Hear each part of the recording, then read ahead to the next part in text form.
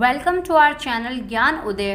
और आज जो हम टॉपिक लेकर आए हैं वो एक बहुत ही महत्वपूर्ण राजनीतिक तथ्य पर डिपेंड करता है। एक्चुअली देखा ये जाता है कि कोई भी आने वाली पॉलिटिक्स हो या जो करंट राजनीति है वो कैसे चल रही है, इसको देखने के लिए हमें हमेशा पुरानी की गई राजनीतियों से प्रेरणा लेनी होती है। इसी कारणवश पुराने लोगों को ये चीज़ें पढ़ाई जाती हैं, समझाई जाती हैं, ताकि उन्हें समझ में आ सके कि जो पुराने मुद्दे पहले बन चुके हैं उनको किस तरह से सॉल्ट आउट किया गया था, उनको किस तरीके से लिया गया था। इन सभी मुद्दों को लेने के बाद ही इस चीज़ को सुनिश्चित किया जाता है कि आगे की राजनीति किस प्रकार चल सकेगी। तो भाई यही एक पॉलिटिक्स का एक बहुत इंपॉर्टेंट टॉपिक है जिसका नाम है सहायक संधि। इंग्लिश में इसको सब्सिडरी अलायंस बोला जाता है, जो कि 1801 में बनाई गई थी। तो भाई देखते हैं कि एक बार इस संधि के अंतर्गत क्या प्रावधान किए गए थे और ये संधि किन लोगों के लिए लागू की गई थी। तो स्टार्ट करते हैं। सहायक संधि का जन्मदाता या सहायक संधि का जनक लॉर्ड वेलेस्ली को कहा जाता है, अपितु लॉर्ड वेलेस्ली सहायक संधि का सर्वप्रथम प्रयोग करने वाला व्यक्ति नहीं था। सहायक संधि का सर्वप्रथम प्रयोग फ्रांसीसी ड्यूप्ले द्वारा किया गया था, लेकिन इस संधि का व्यापक प्रयोग लॉर्ड वेलेस्ली द्वारा किया गया है। इसलिए लॉर्ड वेलेस्ली को सहायक संधि का जनक कहा जाता है। भाई सीधी सी बात तो ये हुई कि जो सहायक संधि थी या सब्सिडरी अलायंस थी वो लॉर्ड वेलेस्ली द्वारा नहीं बनाई गई थी, लेकिन फिर भी लॉर्ड वेलेस्ली को सहायक संधि का जनक या फिर फादर माना जाता है। उसका रीज़न ये है कि इसने सबसे ज़्यादा व्यापक यानी बड़े लार्ज स्केल पर इसका इस्तेमाल किया है। तो भाई इतनी बात हमारी समझ में आ चुकी है कि जो सहायक संधि है वो लॉर्ड वेलेस्ली द्वारा 1801 में लागू की गई थी और ये इसी को इसका जनक या फादर कहा जाता है। अब देखते हैं कि इसके अंतर्गत क्या प्रावधान थे जो इसको पॉलिटिक्स का एक इम्पॉर्टेंट टॉपिक बनाया गया। जिस समय लॉर्ड वेलेस्ली 1898 में भारत का गवर्नर बना, उस समय अंग्रेजी कंपनी की भारत में स्थिति कुछ खास मजबूत नहीं थी। यानी कि उस टाइम काफ़ी मजबूत जो अंग्रेज़ थे वो नहीं थे, क्योंकि नॉर्मली 1640 के बाद अंग्रेज़ों की एंट्री हुई है और 1757 से उन्होंने अपनी मजबूती थोड़ी बनानी शुरू की है। तो जाहिर सी बात है 1798 में पूरे भारत में तो उनकी मजबूती इतनी मजबूत हो नहीं सकती, तो उसी के अंतर्गत ये बात बोली गई है।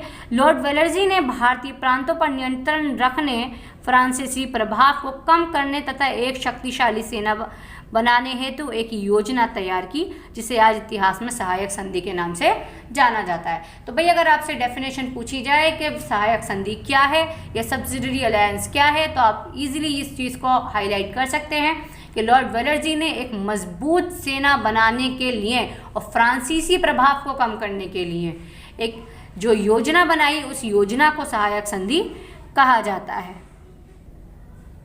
सहायक संधि अंग्रेज़ों की साम्राज्यवादी नीति पर आधारित थी। इस संधि के प्रयोग से भारत में अंग्रेज़ों की सत्ता की शेषता स्थापित हो गई। पॉइंट क्या था कि उस टाइम अंग्रेज़ों की जो स्थिति थी वो ज़्यादा मजबूत नहीं थी, लेकिन जो उनकी नीतियां थीं वो अपने आप को प्रभाव में लाने की निरंतर कोशिशें कर रही थी, और इसी एक कोशिश का नतीजा सहायक संधि भी है। यानी कि अंग्रेज़ों ने अपनी स्थिति को मजबूत करने के लिए कुछ इस तरह के प्रावधान निहित किए जिसमें जनता के पास कोई और ऑप्शन था ही नहीं। तो भाई देखते हैं कि हमें इतना पता चल चुका है सहायक संधि किसने बनाई, क्यों बनाई, क्या इसके मुद्दे थे।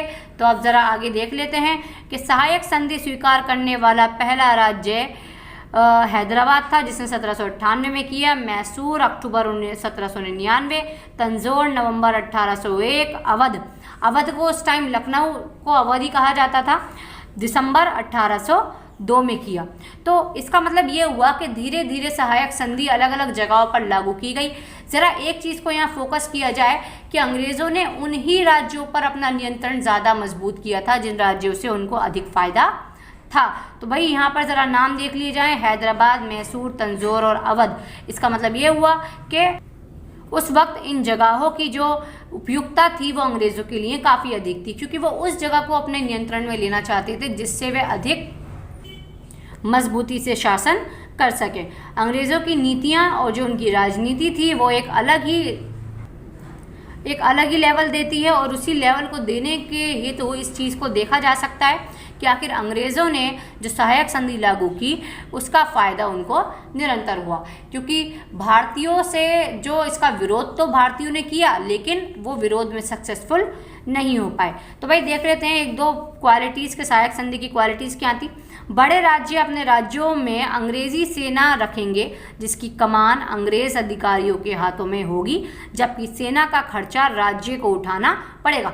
मतलब दोनों हाथों में लड्डू, कि सेना भी उनकी और जो खर्चा है वो भी वो उठाएंगे जो उस राज्य के राजा या कोई भी बड़े ताल्लुकदार होंगे।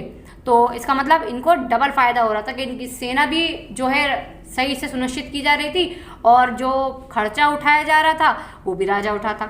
राज्य को अपने राज्यों की राजधानी में एक अंग्रेजी रेजिडेंसी स्थापित करना अनिवार्य था, यानी कि यदि वे कोई खुद फैसला लेना चाहते हैं तो पहले अंग्रेज रेजिडेंसी से उस पर साइन करवाएं, उनसे परमिशन लें, उसके बाद ही वे अपना कोई फैसला ले सकेंगे। यानी देखा जाए तो एक तरीके से राजा या ताल्लुकदारों या नवाबों की शक्ति को कम करने का पूरा साधन था कि वो जो भी करेंगे वो अंग्रेज रेजिडेंसी के अधिकारी से पूछकर करेंगे और उन पर नियंत्रण रहेगा। यानी सहायक संधि के द्वारा अंग्रेज़ों ने एक ऐसी नीति अपनाई कि जिसमें नवाब या राजा या ताल्लुकदार अपने आप को स्वतंत्रता रूप से अपने राज्य में स्थापित तो कर सकते हैं, लेकिन अपना शासन करने या फिर फैसले लेने की जो उनकी क्षमता थी उसमें कमी करने का पूरा प्रावधान था। इसके अलावा राज्य कंपनी की अनुमति के बिना किसी यूरोपीय को अपनी सेवा में नहीं रखेंगे। यानी कि इस चीज़ को भी सुनिश्चित किया गया कि भाई हम तो तुम्हें गुलाम बनाएंगे मगर तुम हमें गुलाम नहीं बना सकते। तो मतलब उनकी जो ये सहायक नीति थी, जो ये राजनीति थी, वो काफ़ी अच्छे ओपिनियन में नज़र आई।